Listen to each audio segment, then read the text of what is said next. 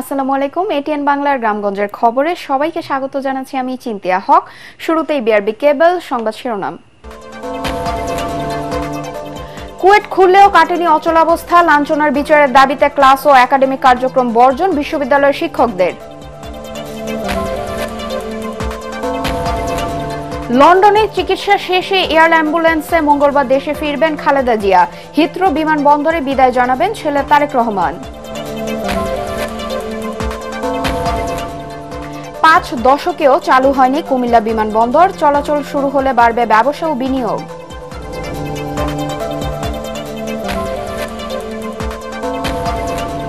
এবং nano urea সার উদ্ভাবন করে সাড়া ফেলেছেন যশোর প্রযুক্তি বিশ্ববিদ্যালয়ের অধ্যাপক জাভেদ। সরাসরি বাজারজাতকরণের দাবি কৃষকদের। শুনছিলেন বিআরবি কেবল সংবাদ শিরোনাম, এবার বিস্তারিত সংবাদ। খুলনা প্রকৌশল ও প্রযুক্তি বিশ্ববিদ্যালয়ে কুয়েট খুললেও কাটেনি অচলাবস্থা। শিক্ষক লাঞ্ছনার বিচারের দাবিতে ক্লাস ও একাডেমিক কার্যক্রম বর্জন করেছেন বিশ্ববিদ্যালয়ের শিক্ষকরা।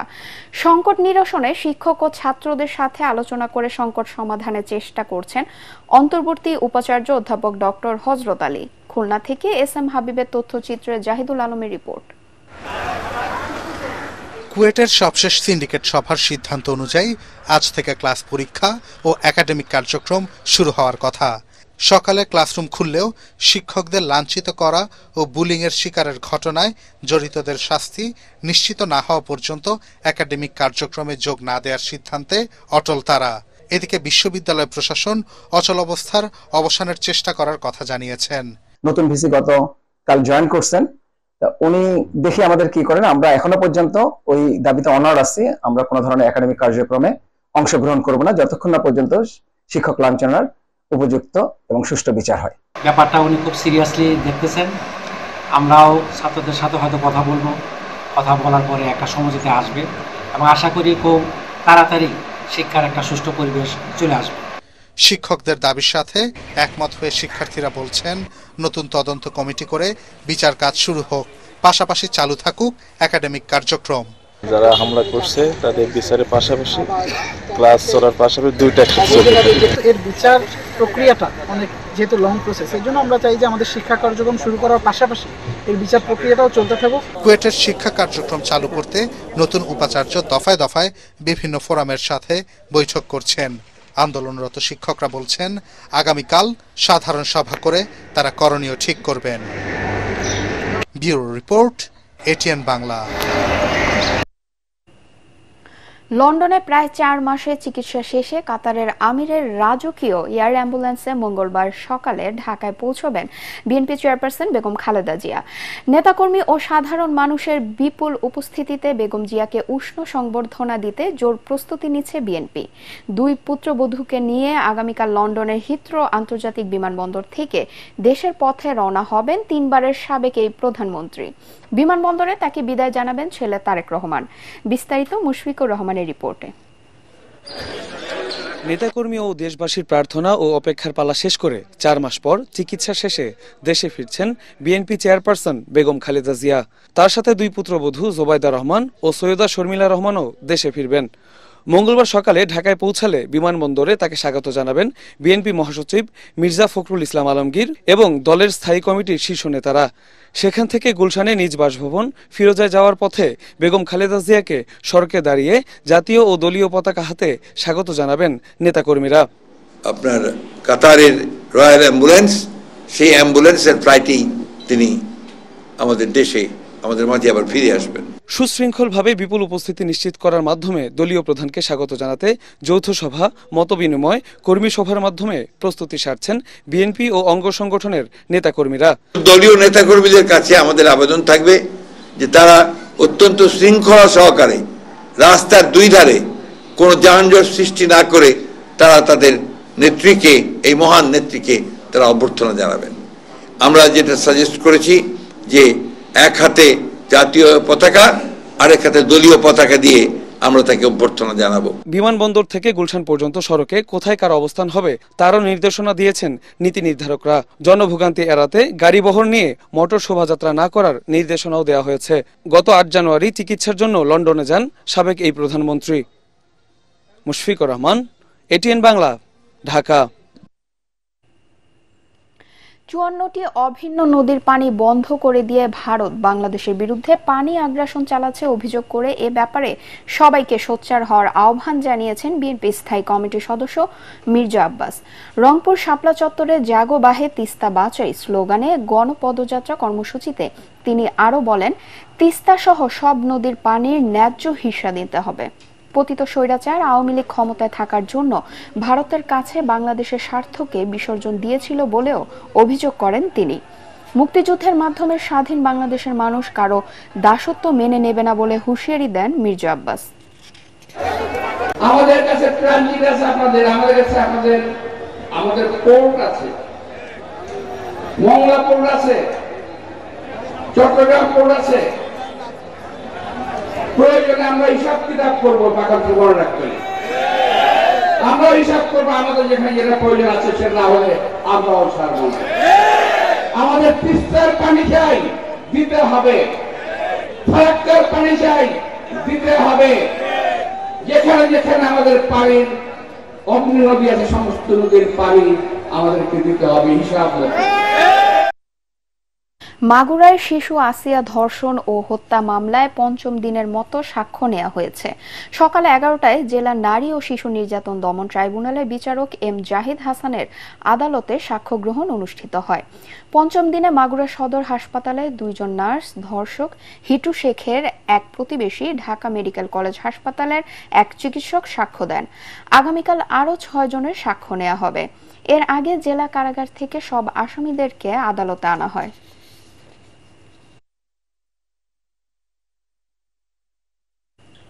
5 দশক ধরে বন্ধ রয়েছে কুমিল্লা বিমানবন্দরের অপারেশনাল কার্যক্রম। সংশ্লিষ্টরা বলছেন, রানওয়ে কার্পেটিং, ফায়ার সার্ভিস চালু ও এয়ার ট্রাফিক কন্ট্রোলে জনবল নিয়োগ দিলে তা চালু করা সম্ভব। এই বিমানবন্দরে ফ্লাইট উঠানামা শুরু হলে বাড়বে বিনিয়োগ, সমৃদ্ধ হবে এ অঞ্চলের জনজীবন।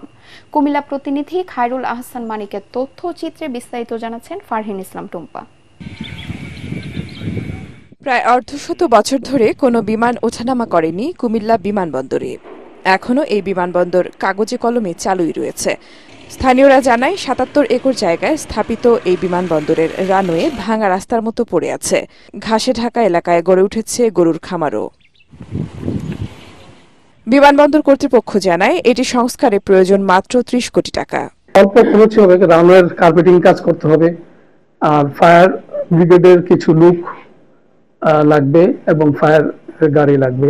এটি চালু হলে বিমানবন্দর সংলগ্ন কুমিল্লা ইপিজেডে বিদেশি বিনিয়োগ বাড়বে, সৃষ্টি হবে নতুন কর্মসংস্থান, মত কুমিল্লা চেম্বার অব কমার্সের। যেহেতু আমার এখানে ইপিজেড আছে, সেই ইপিজেড যে বায়াররা আসবেন, তারা ঢাকা নেমে সরাসরি কুমিল্লা বিমানবন্দরে চলে আসবেন। বিনিয়োগ ও পণ্য রপ্তানি সহজ করতে কুমিল্লা বিমানবন্দর দ্রুত চালুর দাবি কুমিল্লা বিসিক সংশ্লিষ্টদের। বাইরের যে বায়াগুলো আসতেছে, এখন তো দেখেন ডাক্তার বসে আমরা যাওয়া লাগে, অথবা তারা আসার রোডে যেটা যানজট, এই সমস্যাটা হয়। বিমানবন্দর ছাড়লে তারা আমাদের এখানে আসতে 1 ঘন্টা ভিতরে আসতে পারবো। কুমিল্লা ইপিজেড ও কুমিল্লা বিসিকের বিদেশি বিনিয়োগ বাড়াতে বিমান চলাচল চালু করা এখন সময়ের দাবি। এছাড়া অভ্যন্তরীণ রুটে বিমান চলাচলে চাহিদা রয়েছে। বর্তমান সরকার যদি এই বিমানবন্দরটা চালু করে দিতে পারে, তাইলে আমার মনে হয় যে আমরা কুমিল্লা আরো সমৃদ্ধশালী হয়ে উঠব। বর্তমানে বিমানবন্দরের সিগন্যাল ব্যবহার করে আন্তর্জাতিক রুটের 35 থেকে 40টি বিমান। এ কাজ পরিচালনায় 2 জন কর্মকর্তা সহ 22 জন লোকবল রয়েছে। বিমানবন্দরের মাসে আয় 30 থেকে 40 লাখ টাকা। রানওয়ে মেরামত সহ কিছু উদ্যোগ নিলে চালু হতে পারে বিমান ওঠানামার কাজ, যা কুমিল্লার অর্থনীতিতে যোগ করবে নতুন মাত্রা। Bureau report, ATN Bangla. সুনামগঞ্জের বিশ্বম্ভরপুর উপজেলা নির্বাহী কর্মকর্তাকে অপসারণের দাবিতে মানববন্ধন ও বিক্ষোভ করেছে এলাকাবাসী। উপজেলার কারেন্টের বাজার বোয়াল চত্বরে বিশ্বম্ভরপুর উপজেলাবাসীর ব্যানারে এ মানববন্ধন করা হয়। মানববন্ধন শেষে বিক্ষোভ মিছিল করে উপজেলা পরিষদ প্রাঙ্গণে যাওয়ার পথে মাল্টিপারপাস সেন্টারের সামনে আসলে বাধা দেয় বিএনপি ও এর বিভিন্ন অঙ্গ সংগঠনের নেতাকর্মীরা। এ সময় দুই পক্ষের মধ্যে ধাওয়া পাল্টা ধাওয়া হয়। এ সময় সাংবাদিকদের ক্যামেরা ছিনিয়ে নেয়ার চেষ্টা করে হামলাকারীরা। বিএনপি নেতারা অভিযোগ করেন, আওয়ামী লীগের দোসররাই এ কর্মসূচি পালন করেছে।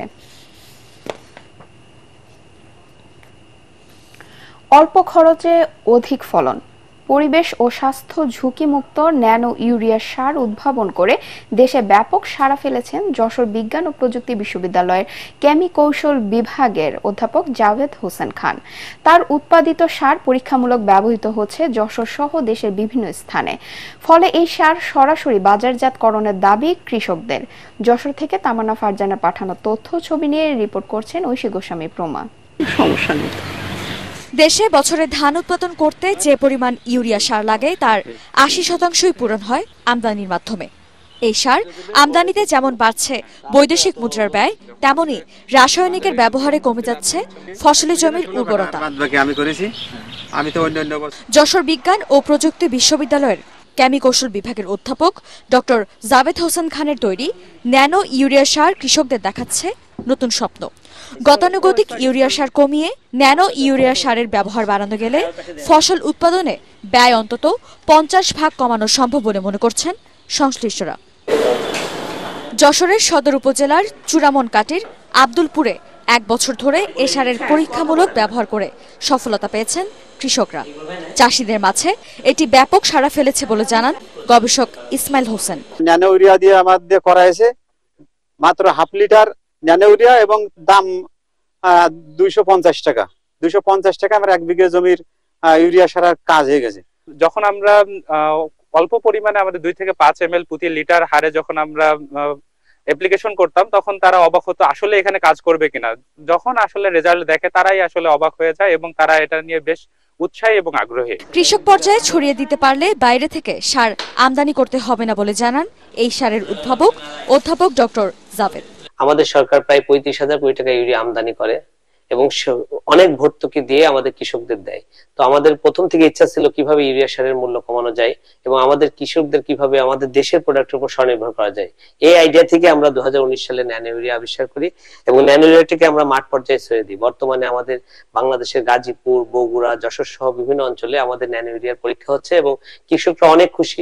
এটি কৃষক পর্যায়ে পৌঁছে দেওয়ার জন্য সরকারের সাথে সমন্বয় করে পদক্ষেপ নেওয়ার আশ্বাস বিশ্ববিদ্যালয়ের উপাচার্যের। জাভেদ এবং তার টিম কর্তৃক উদ্ভাবিত ন্যানো ইউরিয়া, এই ন্যানো ইউরিয়াটাকে আমরা কমার্শিয়ালাইজ স্কেলে নিতে গেলে এটি তার আগে আমাদের পাইলটিং করতে হবে। তো এই পাইলট স্কেলে তৈরি করার জন্য যে মেশিনারি দরকার সেটি তৈরি, ডিজাইন তৈরি এবং সেটাকে ভ্যালিডেশন করার জন্য যে সাপোর্ট দরকার আমরা বিশ্ববিদ্যালয় থেকে প্রশাসনের পক্ষে সর্বোচ্চ সহযোগিতা প্রদান করব। অধ্যাপক ডক্টর জাভেদ ও তার টিম ন্যানো ইউরিয়া ছাড়াও আরো 9 ধরনের ন্যানো পণ্য উৎপাদন করেছেন। Bureau report, ATN Bangla. বকেয়া বেতনের দাবিতে সিলেটের এয়ারপোর্ট সড়ক প্রায় 2.5 ঘন্টা অবরোধ করে রাখে চা শ্রমিকরা। এ সময় তারা বিক্ষোভ প্রদর্শন করে। পূর্ব ঘোষণা অনুযায়ী দুপুর 12:30টার পর থেকে কয়েকটি চা বাগানের শ্রমিকরা ওই সড়কের মালনীছড়া চা বাগান এলাকায় অবরোধ করে। এতে করে ওই রুটে যানবাহন চলাচল বন্ধ হয়ে যায়। পরে প্রশাসনের কর্মকর্তা, সেনাবাহিনী ও পুলিশ সদস্যদের অনুরোধে তারা অবরোধ তুলে নেয়। ব্রাহ্মণবাড়িয়ার কসবায় ট্রাক ও মোটরসাইকেলের সংঘর্ষে এক ফায়ার সার্ভিস কর্মী নিহত হয়েছে। কুমিল্লা সিলেট মহাসড়কের 3 লাখ পীর এলাকায় এ দুর্ঘটনা ঘটে।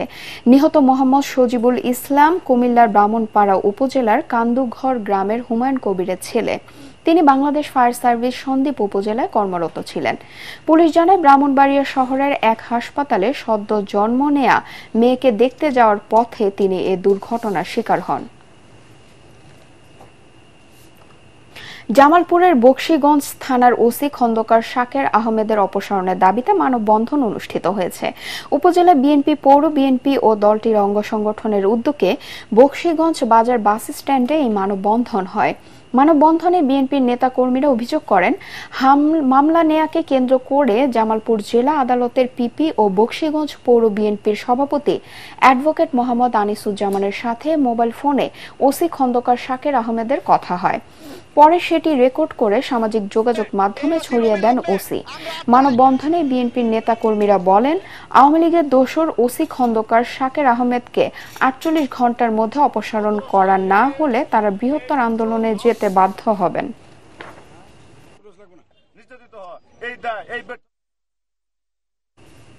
নারায়ণগঞ্জের ফতুল্লায় ইমারত আইন অমান্য করে ও নকশা বহির্ভূতভাবে নির্মাণাধীন 4টি ভবনে অভিযান চালিয়েছে রাজধানী উন্নয়ন কর্তৃপক্ষ রাজুক। সংস্থাটির নির্বাহী ম্যাজিস্ট্রেট তাহমিনা পারভিনের নেতৃত্বে উত্তর ভুইগড় ও শান্তিধারা এলাকায় এ অভিযান পরিচালিত হয়। এ সময় নকশা বহির্ভূতভাবে নির্মাণাধীন একটি 5তলা ভবনে কিছু অংশ এবং রাস্তার জায়গা না রেখে ভবন নির্মাণ করায় 2তলা ও 1তলা ভবনের বর্ধিত অংশ ভেঙে দেয়া হয়। এছাড়া একটি 5তলা ভবন মালিককে 60,000 টাকা জরিমানা করা হয়। 4টি ভবনের মালিকদের কাউকে না পাওয়ায় বিদ্যুৎ সংযোগ বিচ্ছিন্ন সহ মিটার জব্দ করা হয়। যশোরের শার্শায় বাগআছড়া বাজার থেকে 1 কেজি ওজনের 10 পিস স্বর্ণের বার সহ শুভ ঘোষ নামে এক পাচারকারীকে আটক করেছে পুলিশ। এর আনুমানিক বাজার মূল্য 1,20,00,000 টাকা। আটক শুভ ঘোষ মানিকগঞ্জের সিংগাইর থানার জয়মণ্ডপ গ্রামের বাসিন্দা। আটক স্বর্ণ ব্যবসায়ীর বিরুদ্ধে আইনগত ব্যবস্থা নেওয়া হচ্ছে বলে জানিয়েছে পুলিশ। ঢাকা নোয়াখালী রুটে বরাদ্দকৃত নতুন ট্রেন সুবর্ণচর এক্সপ্রেস দ্রুত চালুর দাবিতে নোয়াখালীর মাইজদীতে ঘণ্টাব্যাপী রেলপথ অবরোধ করা হয়। মাইজদী কোর্ট রেল স্টেশনে নোয়াখালী সর্বস্তরের জনগণ ব্যানারে শিক্ষার্থী ও সাধারণ জনতা এই কর্মসূচি পালন করে। এতে নোয়াখালী লাকসাম কুমিল্লা ঢাকা রুটে ট্রেন চলাচল সাময়িকভাবে বন্ধ হয়ে যায়। 2023 সালে এ রুটে সুবর্ণচর এক্সপ্রেস নামে একটি নতুন আন্তনগর ট্রেন বরাদ্দ দেয়া হলেও অদৃশ্য কারণে এখনো তা চালু হয়নি। 48 ঘন্টার মধ্যে কোনো আশ্বাস না পেলে আন্দোলন আরও কঠোর হবে বলেও জানান তারা। মেহেরপুরে আসন্ন ঈদুল আজহা পালন উপলক্ষে প্রস্তুতিমূলক সভা অনুষ্ঠিত হয়েছে। জেলা প্রশাসকের কার্যালয়ের সভাকক্ষে অনুষ্ঠিত এ সভায় জেলা প্রশাসক সিফাত মেহনাজ সহ সরকারি বিভিন্ন দপ্তরের প্রতিনিধিরা অংশ নেয়। এ সময় বিভিন্ন বিষয়ে পরামর্শ দেন মুক্তিযোদ্ধা, আলেম সমাজের ব্যক্তি, রাজনৈতিক দলের প্রতিনিধি, গণমাধ্যম কর্মী সহ সুশীল সমাজের ব্যক্তিরা। হবিগঞ্জের অধিবাসী বিশ্বের প্রবীণতম যোগসাধক 129 বয়সী ভারতীয় সন্ন্যাসী স্বামী শিবানন্দ গত রাত 9:30টায় মারা গেছেন। তিনি ভারতের বেনারসে শেষ নিঃশ্বাস ত্যাগ করেন। শিবানন্দের জন্ম 1896 সালের 8 আগস্ট হবিগঞ্জের বাহুবল উপজেলার হরিতলা গ্রামে। ভিক্ষুক বাবা অভাবের কারণে ছোটবেলায় তাকে ভারতের স্বামী ওঙ্কারানন্দের হাতে তুলে দেন। MBBS পাশ করেও চিকিৎসার ক্ষেত্রে বিশ্বের 32টি দেশ ঘুরে মানুষের সেবা করলেও কারো কাছ থেকে অর্থ নিতেন না। ভারতের 4র্থ সর্বোচ্চ বেসামরিক সম্মাননা পদ্মশ্রী লাভ করেন তিনি।